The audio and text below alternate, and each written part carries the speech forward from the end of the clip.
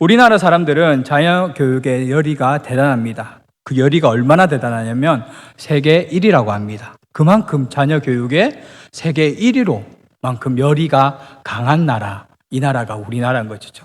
참 우리가 뿌듯한 것 같습니다. 그런데 자녀 교육에 대한 열의는 대단한데 불행하게도 우리나라는요, 자녀 교육에 실패한 나라 중에 하나가 또 우리나라인 것 같습니다. 왜 그런 결과가 나올까? 열의는 대단한데 왜 결과는 그렇게 좋지 않은 결과들이 나올까? 그것은 목적과 가치관이 잘못되어 있기 때문인 것이죠. 한마디로 방향이 잘못되면요, 그 방향이 잘못된 방향을 따라서 결국은 결과가 좋지 않다는 것을 우리는 잘 알고 있습니다. 우리나라 사람들은 교육이라 하면요, 많은 지식만 넣으면 된다고 생각합니다. 그래서 자녀 교육을 잘하려고 진짜 짐 보따리를 싸매고 아이들이 좋은 학군을 위해서 그렇게 이사를 가는 사람들도 참 많다는 소식을 우리는 듣습니다. 그런데 많은 지식만 넣으면 되는가? 그것에서부터 방향이 잘못되었다는 것이죠. 지식이 얼마나 많은가 보다 더 중요한 것이 하나 있습니다. 그것이 무엇이냐면 사람이 지식만 많으면 될 것이 아니라 어떤 사람이 되느냐가 너무나도 중요한 것이죠. 지식이 많다고 그것이 그 아이가 훌륭한 사람이 됩니까? 그것은 아니라는 것이죠. 어떤 사람이 되느냐, 이것보다 더 중요한 것이 있다는 것입니다. 그런 의미에서 보면 우리나라 사람들은요, 자녀가 어떤 사람이 되느냐에 대해서는 별로 관심이 없습니다. 어떤 지식을 어떻게 빠르게 습득할 수 있을 것인가, 그것에 참 많은 고민과 갈등을 하는 것이 우리 주변의 젊은 어머니들이나 우리의 부모습들인 것이죠. 다만 공부를 잘하고 머리가 좋다고 성공하는 것도 아닌데 우리나라 사람들은 어떻게든 공부만 잘하면 되지 않을까, 공부만 잘하면 뭔가 인생이 바뀌는 거 아닌가라고 생각을 하는 것입니다. 전 세계에서 공부를 잘하는 아이들이 모여서 실력을 겨루는 대회가 있었는데 수학 경시대회라는 것이 있었습니다. 우리나라 사람들이 1등할 때가 참 많았다고 합니다. 그런데 미국에서 공부하는 학생들 중에는 또 졸업할 때 한국 학생들이 대통령상을 받을 때도 있을 만큼 우리나라 학생들이 잘했다고 합니다. 그러나 한국인 중에서 전 세계가 존경하는 위대한 인물은 나오지 않았다고 하는 거예요.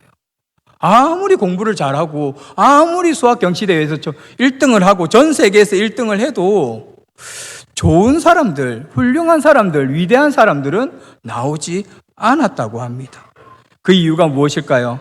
우리나라 사람들의 생각이 아무래도 뭔가 잘못된 것이 아닐까라는 생각을 우리는 할 수밖에 없습니다. 자녀가 집을 나설 때 한국의 부모들은 자녀들에게 이렇게 말한다고 합니다. 학교에 갈 때, 얘야 누구한테도 지면 안 된다. 너가 1등 해야 돼. 너가 다른 아이보다 앞서야 돼. 라고 이야기를 한다고 합니다. 그러나 일본의 부모님들은 어떻게 말하냐면 다른 사람에게 폐를 끼치지 말라고 말합니다. 그런데 미국의 부모들은 무엇이라 말하냐면 남에게 도움이 되는 사람이 되라라고 말을 하는 것이죠. 우리가 방금 세 명의 다른 나라 사람들을 보면서 우리나라 사람들은 무조건 1등 해라. 너 지면 안 된다. 어떻게든 1등 해라. 일본 사람은 패 끼치지 마라. 미국 사람은 어떻게든 다른 사람을 도와줘라 라고 이야기를 한다고 합니다.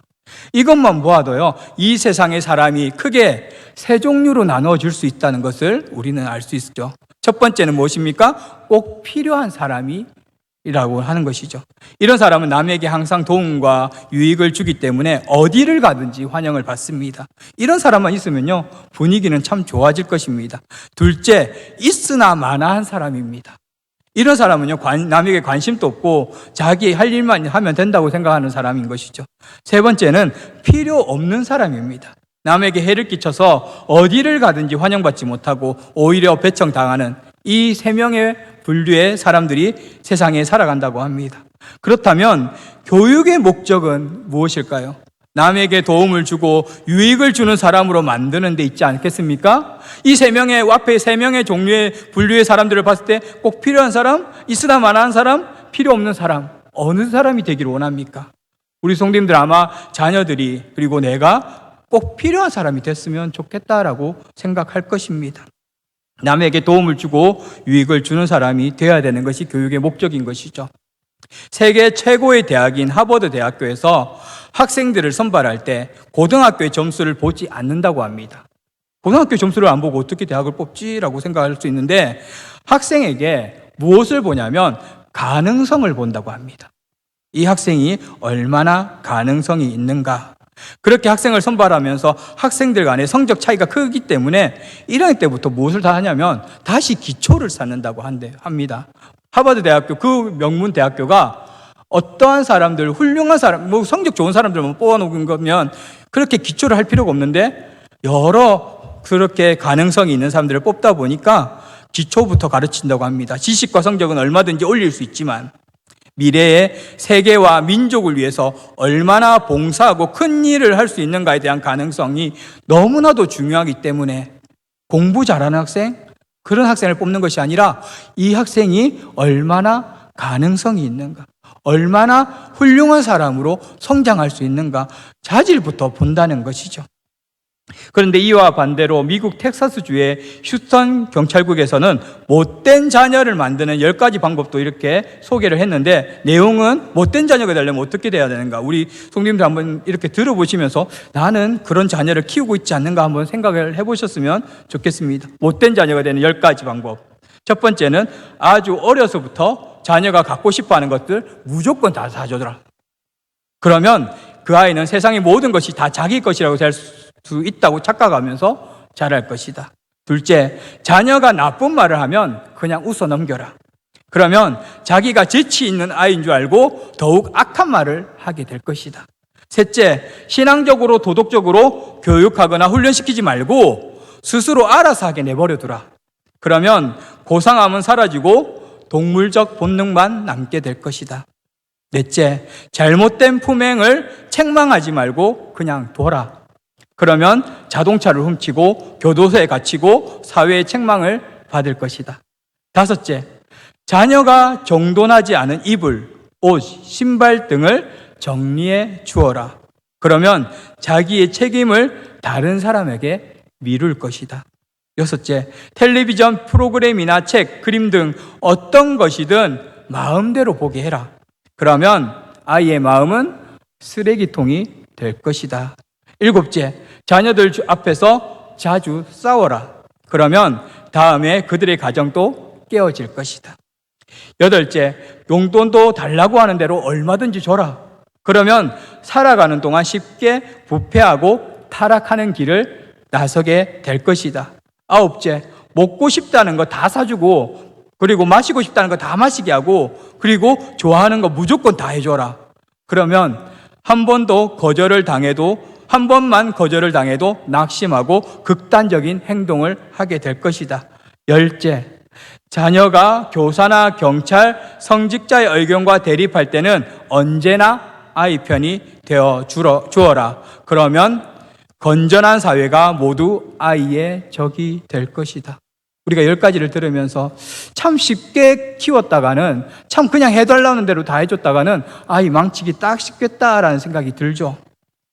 정말 이렇게 아이를 키우면 안 될 것입니다. 그런데 통계 조사를 해보면 한국의 부모 중에 이렇게 아이들을 키우는 부모님들이 많다는 거예요.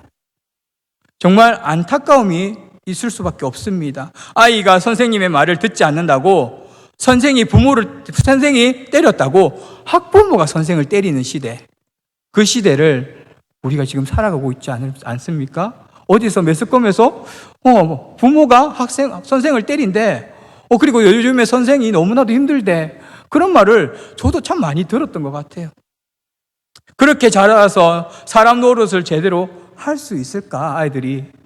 무조건 공부만 잘 시키는 것이, 성공하게 하는 것이 맞을까라는 착각이 있는데, 그것은 실패의 원인에 정말 최고로 빠르게 가는 길이 이 실패의 원인입니다. 그러므로 사랑하는 성도님들, 하나님을 믿는 사람들의 자녀 교육의 목표, 우선순위, 그리고 사람이 사람답게 살아가는 우선순위, 하버드 대학에서 말하는 사람의 자질 중에 제일 먼저인 순위, 그것이 무엇일까요? 우리는 잘 알고 있습니다. 제일 중요한 것, 그것은 하나님을 사랑하는 하나님의 사람을 만드는 것이라는 것이죠. 사랑하는 성도님들, 우리가 자녀들이 있고 주변에 아이들이 있고 정말 하나님을 아는 아이들과 하나님을 모르는 아이들의 세상에서 구분이 돼 있는데 그 아이들 중에 우리는 누구를 키워야 될 것인가? 정말 제일 중요한 거, 인생의 자질이 정말 중요하고 인생의 사람의 사람됨이 정말 중요한데 그 중에 제일 중요한 것이 하나님을 아는 사람을, 하나님을 아는 아이를 키우는 것이 너무나도 중요하다는 것입니다. 자녀를 하나님을 아는 하나님의 사람으로 만들려면 자녀를 하나님의 말씀으로 교육해야 된다는 것이죠. 방금 제가 유년부 설교를 11시에 하면서 유년부 설교의 제목이 뭐냐면 다른 세대라는 것이 제목이었어요. 근데 그 다른 세대가 말씀이 어디서 나오냐면 사사기에서 나옵니다. 여호수아가 110세에 죽고 이제 이스라엘 민족들이 하나님의 말씀을 완전히 잊어버린 그 세대, 그 세대가 다른 세대인데 그 다른 세대는요 하나님을 알지 못해요. 그리고 하나님을 섬겨야 되는데 하나님을 모르고 우상을 섬기면서 그들이 이방 족속에게, 이방 민족에게 공경을 당할 때 하나님 그것을 허락하십니다. 그리고 그들이 울고 불면서 하나님을 찾을 때 하나님은 그제서야 사사를 보내주셔서 이스라엘을 회복하십니다. 정말 우리가 다른 세대를 만들면 안 되잖아요. 우리가 하나님의 사람들이 정말 이 시대의 가장 중요한 인물들이 다른 세대가 아니라 정말 이 다음 세대가 이스라엘 민족과 같은 믿음의 세대를 키워야 되는 것이 하나님을 아는 사람들을 키워야 된다라는 것이 교육의 제일 목적이고 교육의 가장 중요한 목적이라는 것이죠. 디모데후서 3장 16절에서 17절에 이렇게 말합니다. 모든 성경은 하나님의 감동으로 된 것으로 교훈과 책망과 바르게 함과 의로 교육하기에 유익하니 이는 하나님의 사람으로 온전하게 하며 모든 선한 일을 행할 능력을 갖추게 하려 함이라 라고 말합니다. 제가 정말 좋아하는 말씀인데요. 디모데후서 3장 16절과 17절은 모든 성경은 무엇을 만든다? 온전한 사람을 만드는데 가장 중요하다라고 말을 하는 겁니다. 어른이든 아이든 가장 중요한 것은 하나님의 말씀이 정말 교훈과 책망과 바르게 함과 의로 교육하기에 유익해서 하나님의 사람을 온전하게 하는데 가장 중요한 것이 무엇입니까? 하나님의 말씀이라는 거예요. 그래서 이 자리가 가장 복된 자리인 거예요. 예배 자리가 그냥 나와서 예배 시간 돼서 나오는 게 중요해서 복되다라는 게 아니고요. 하나님의 사람을 온전하게 할 수 있는 자리는 예배 자리밖에 없습니다. 하나님의 말씀의 자리밖에 없습니다. 하나님의 말씀을 알아야 그 말씀이 정말 우리의 삶의 방향이 되는데 그 자리가 예배 자리고 말씀의 자리라는 것이죠. 오늘날 예수님을 믿는 사람들은 자녀를 하나님을 사랑하는 하나님의 사람으로 만드는데 실패하는 사람들이 많다고 합니다. 공부만 잘하면 된다. 아이들을 교회에 나오게 하지 말자. 공부시켜야지. 고등학교 되면 저도 고등학교 때 이렇게 자율학습 나와라고 주일날 엄청 강요를 받았지만 고등학교 때부터는 교회보다 공부해라가 더 많이 들리거든요. 그러면 부모님들도, 예수 믿는 부모님들도, 믿음 생활 하시는 부모님들, 그래, 그래도 학교 가야지. 그래, 교회 뭐 내년에 가면 되지. 근데 그것이 너무나도 위험한 선택이라는 거예요. 아침 일찍 새벽 기도를 가서 학교를 가도 예배 자리에 와서 가는 거랑 그냥 학교 가고 주일 한 1년만 쉬자. 그렇게 하는 거랑은 너무나도 다르다라고 말을 합니다. 인류 대학에만 가라고 하면서 주일에도 아이를 학원에 보내면 그 아이가 자라 어떻게 될까를 우리가 생각해 봐야 된다는 것이죠. 그렇게 자란 아이가 사람 노릇을 잘하고 하나님을 잘 믿을 것 같습니까? 그건 정말 알 수 없다는 것입니다.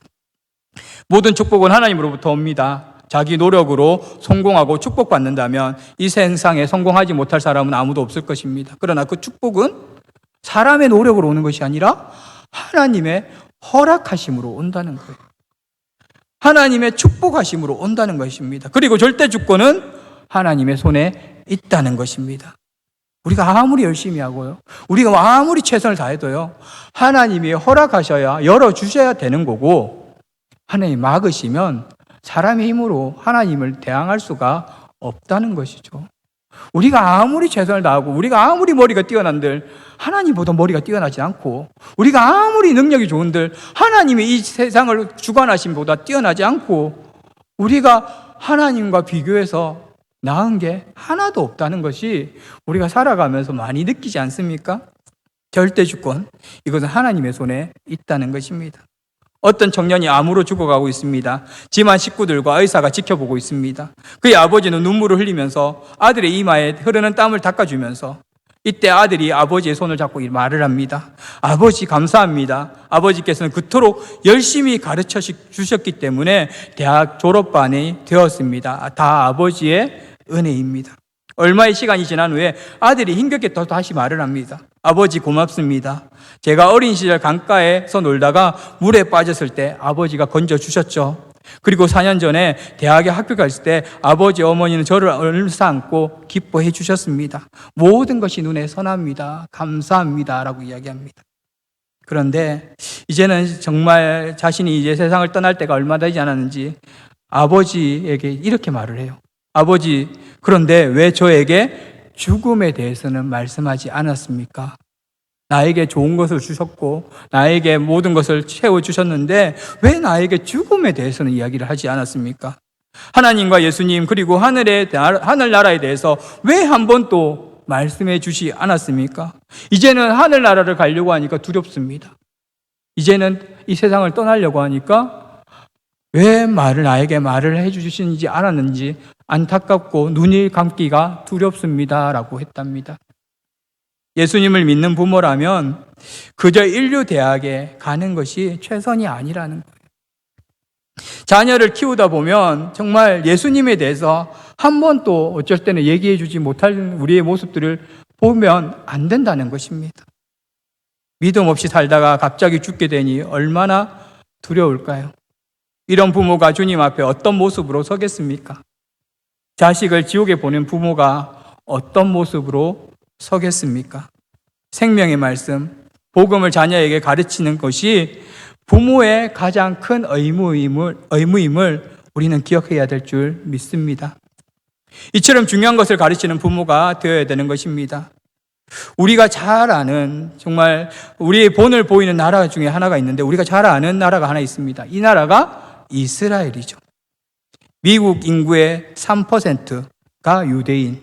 근데 그 3%밖에도 안 되는데도 불구하고 미국의 대학 교수가 30%가 유대인.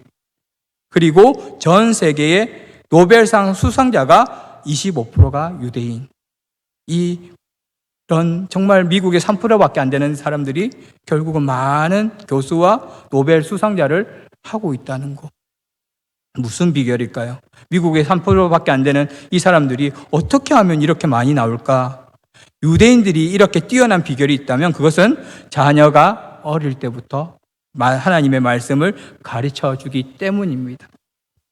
이스라엘 사람들은 아이들이 말하기 시작하면요, 날마다 아이에게 하나님의 말씀을 읽어주고 암송을 시킵니다.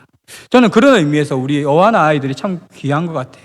제가 어하나도 맡고 유년부도 맡고 오늘 또 이렇게 우리 교육위원회도 제가 담당하고 있지만 정말 말씀을 가리키고 이 말씀을 암송하는 것, 그것이 가장 너무나도 중요하다라고 이스라엘 백성들도 말을 합니다.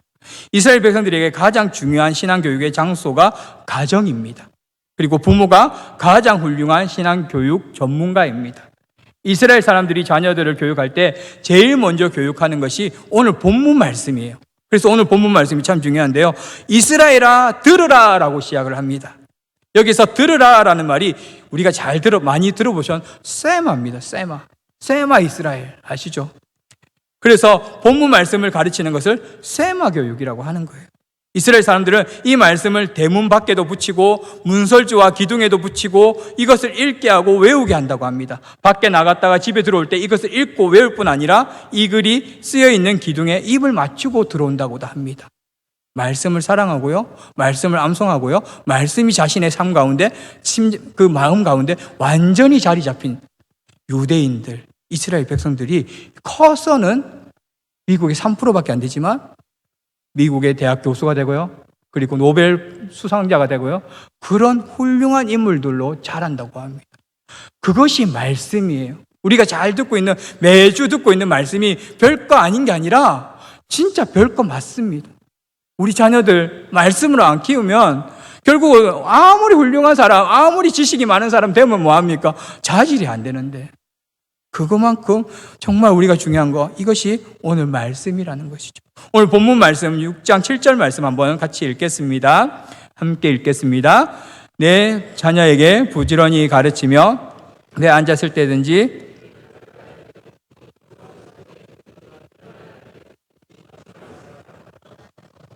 아멘. 내 자녀에게 부지런히 가르쳐라. 집에 있을 때도, 길을 갈 때도, 누워 있을 때도, 일어났을 때도, 한마디로 24시간 하나님의 말씀을 가까이 해라. 저는 유년부 아이들이 어려서 정말 듣고 있는지 아니면 그렇게 실천하는지는 잘 모르겠는데, 아이들한테 이렇게 말해요. 잠언 우리 한 달로 쪼개면 하루에 한 장씩만 읽으면 잠언 다 읽거든요. 한 달. 잠언을 읽어라. 잠언은 지혜의 말씀이다. 한번 읽어봐라라고 이야기를 합니다. 우리 고등부 아이들에게는 정말 필요한 게 잠언 말씀이 맞고요. 정말 우리가 하나님의 말씀을 어디든지 읽으면서 어디든지 가까이 갈 수 있으면서, 정말 성경책이 무겁다면 요즘에는 이렇게 낙권으로 되어 있는 성경책도 있어요. 들고 다니면서 어떤 분들은 지하철에서도, 여기에는 지하철은 없지만 지하철에서도 보면서, 버스에서도 보면서 그렇게 보는 분들이 많더라고요. 주야로 묵상하면 그 가운데 하나님의 말씀이 우리 심령 가운데 심어지고 그 말씀으로 살아가는 것이 최고의 교육이다라고 말씀합니다. 세마의 교육을 크게 세 가지로 나누면 이렇습니다. 첫째는 한 분이신 하나님을 사랑하라. 오늘 6장 4절에서 5절도 이스라엘아 들으라, 우리 하나님 여호와는 오직 유일한 한 분이시니 너는 마음을 다하고 뜻을 다하고 힘을 다하여 내 하나님 여호와를 사랑하라. 둘째는 하나님의 말씀을 마음에 새겨라. 시편 119편 11절에서도 내가 주께 범죄하지 아니하려 하여 주의 말씀을 내 마음에 두었나이다. 내가 세상을 살아가면서 범죄하지 않기 위해서도 내 마음을, 하나님의 말씀을 심령 가운데 두었나이다 라고 말합니다. 세 번째는요, 하나님의 말씀을 자녀들에게 가르쳐라. 오늘 6장 7절에서 방금 읽었던 것처럼 부지런히 가르쳐라 라고 말합니다. 그리고 디모데후서 4장 2절에서도 너는 말씀을 전파하라. 때를 얻든지 못 얻든지 항상 힘쓰라. 범사의 오래 참과 가르침으로 경책하며 경계하며 권하라 라고 말씀하고 있습니다. 사랑하는 성도님들, 정말 이 말씀이 이렇게 중요한데요, 제가 같은 해 2명의 태어난 사람이 이야기를 하면서 말씀을 이제 마무리하려고 합니다. 같은 해에 태어난 2명의 사람의 인생이 너무나도 다른 인생으로 살아가는 그 이야기를 들으려고 하는데, 1890년도에 한 아이가 태어났습니다. 이 아이의 아버지는요, 성질이 아주 급했다고 합니다. 어머니는요, 남편이 죽자 알코올 중독자인 숙모에게 아이를 맡기고 도망을 갔다고 합니다. 그런 환경 속에서 아이는 학교를 중퇴하고 가출하여 군대에 들어갔고, 그 뒤 정치활동을 하다가 1933년 44세의 나이에 독일의 절대 독재자인 총통이 되는데요, 이 사람이 누구냐면 우리가 잘 아는 독일의 아돌프 히틀러, 그 사람입니다. 이 한 사람 때문에 전 세계가 전쟁에 휘말리고 수많은 사람들이 죽고 자신 또 56세에 자살해버렸던 이 히틀러가 같은 해에 태어난 한 사람이고요. 그리고 한 사람이 또 있는데, 같은 해에 미국 텍사스주 데니슨에서 한 아이가 태어납니다. 이 아이는 아버지, 어머니의 사랑을 흡족히 받고 자랐습니다. 부모는 신앙이 신실했던 기독교 집안이었고요. 아버지는 아이에게 하나님을 두려워하라라고 가르쳤다고 합니다. 그리고 그 집의 가훈이 그거예요.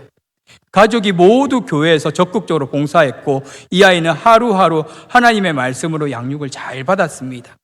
이 아이가 성장해서 육군 사관학교를 졸업했습니다. 그 이름이 누굴까요? 우리가 잘 아는 아이젠하워입니다. 후에 미국 연합군 사령관이 되었죠. 그런데 이 아이와 이 아이의 동시에 만난 사건이 1944년 6월 6일 히틀러와 아이젠하워가 전투에서 만났습니다. 11개월에 거쳐 싸운 결과 히틀러는 지하 방공 대피소에서 스스로 목숨을 끊었고, 아이젠하워는 전쟁에서 승리했습니다. 아이젠하워는 62세에 대통령이 되었고 78세까지 살다가 평화롭게 세상을 떠났습니다. 사랑하는 성도님들, 같은 해에 태어난 두 사람의 길이 왜 이렇게 다를까요? 그것은 하나님의 말씀이 있는 가정인가 아닌가의 차이인 것이죠.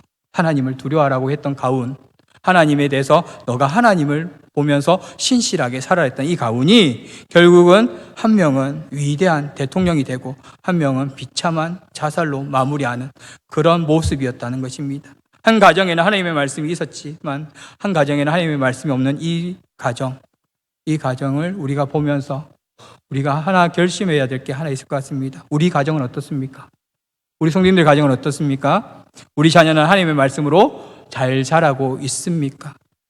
우리 오늘 이렇게 주일학교 연합 헌신 예배지만 우리 선생님들 되게 많이 수고하고 너무 많이 헌신합니다. 그런데 거기에서 끝이는 것이 아니라 아이들이 만나는 시간을 우리가 계산해 보면 주일학교 만나는 시간과 한 주간 같이 지내는 것은 가정과 주일학교는 너무나도 그 시간이 달라요. 가정에서도 믿음의 자녀들을 잘 양육할 수 있도록 도와주셨으면 되게 좋겠습니다. 부모님들이 안 도와주고 우리 주일학교 학생 선생님들만 열심히 한다고 아이가 바뀌기는 쉽지가 않습니다. 한 주간 누구와 함께 있는가? 그것을 기억하면서 정말 믿음의 가족들 그리고 믿음의 가정들에서 정말 지식만 전달해주고 지식만 그렇게 가르치는 부모님들이 아니라 무엇이 중요한지를 알려주는 그런 우리 부모님들 되기를 우리 성도님들 되기를 간절히 원합니다.